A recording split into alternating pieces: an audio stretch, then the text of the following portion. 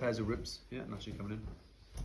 So where they attach, they called, well, you got one attachment, you've got a spine, you've got a skeleton if you want to have a look. But basically, 2, 3, 4, 5, 6, 7, so T1, so my finger is the first rib, yeah, and then let's say T12, 5, 4, 3, 2, 1, yeah. So coming in, so this area, so it'll be called, the rib is costo, and this is a transverse process, so it'll be the costo transverse junction.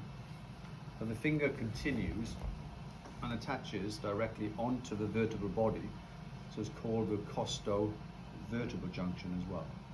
All right, so there's actually two attachments, yeah, directly in here. Now, but amazingly, where they attach, they actually lubricate the rib as well. It's not rib, the disc. So where the rib comes in onto the disc, where we have what we call a bucket handle motion and a pump handle motion. So when you're breathing in, the rib motion is like this, okay, and also like this. Okay, so we got bucket handle and pump handle motion. Yeah, and that motion of the rib lubricates part of the disc as well. When people have a rib pain, typically they say, when I cough, sneeze, laugh, when I deep breathe, when I, and it's normally, there's something between my shoulder blades, and they normally lean on something sharp and just try to, almost like a trigger point, yeah, but it's something here when I'm breathing in, okay, if I cough, I can feel something. That's probably what they will say, okay. A lot of my rowers, they have stress fractures on typically around the 5th rib, and it's mainly because of this serratus attachment, serratus anterior, where they engage and pull, but it's repetition, yeah, and it's almost like a where the muscle attaches, and there's a microscopic stress fracture. So a little bit different, yeah, even though it's a rib pain, but that's a rib fracture rather than like a rib subluxation, yeah, around you.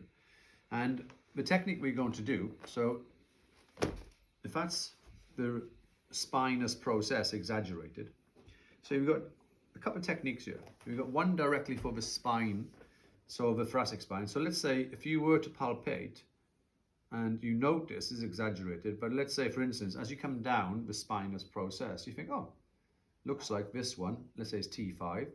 Yeah, it looks like it's drifting to the right, but has the vertebra gone to the right or has it gone to the left? What do you think? So the spinous process is here.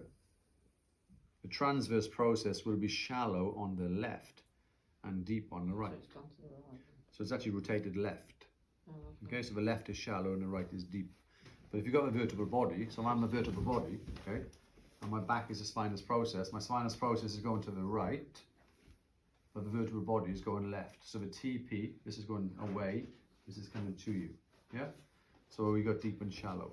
So potentially, if that's the patient, and you find that, pisiform, as close into the spine as you can get, patient prone, breathe in, breathe out, rotate your hand, and then from there, it's almost like a thrust down, okay? Thrust in this hand more than this hand, this is just a counterbalance. And then you can thrust directly onto the TP. Now, if you want to do the rib, the hands are wider onto the angle of the rib, as in over here. So when we come onto it, we're going to come over here, so we're going to be pushing the rib angle. If you're not sure, look at the skeleton. Okay, so we can use it to ascertain motion in here. Before we do that, I normally, rather than just doing the technique, I normally place my hand on the lower back and use a rock-in motion, and I can palpate through it. I use my healer hand, do some soft tissue work as well. Ascertain just some general mobilizations for the rib cage. Yeah, and then if I decide to manipulate, I will be doing it after all that, okay? It's almost like a preparation in stages, rather than just breathe in, breathe out, click.